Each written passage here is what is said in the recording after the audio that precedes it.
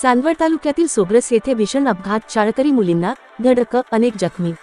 चांदवड तालुक्यातील सोग्रस येथे आज दुपारी घडलेल्या भीषण अपघातात शाळकरी मुलींना महामार्गावर वेगाने येणाऱ्या वाहनाने जोरदार धडक दिली। या अपघातात अनेक विद्यार्थी गंभीर जखमी झाले असून त्यांना तातडीने चांदवड उपजिल्हा रुग्णालयात उपचारासाठी दाखल करण्यात आले। या अपघातात एकाचा मृत्यू, 10 ते 12 मूल गंभीर जखमी झाले आहे। ड्रायव्हर मध्यधुंद अवस्थेत आढळला। जखमीपैकी समृद्धी पवार वय 13 गंभीर जखमी असून आदित्य गांगुर्डे वय 4 आणि दीपक केदारे वय 16 यांच्यासह इतर काही विद्यार्थ्यांना देखील गंभीर दुखापत झाली आहे। काही विद्यार्थ्यांची ओळख अद्याप पटलेली नाही। रुग्णालयात डॉक्टरांकडून त्यांच्यावर उपचार सुरू आहेत। घटनेची माहिती मिळताच शालेय शिक्षण मंत्री दादा भुसे तात्काळ चांदवड उपजिल्हा रुग्णालयात दाखल झाले।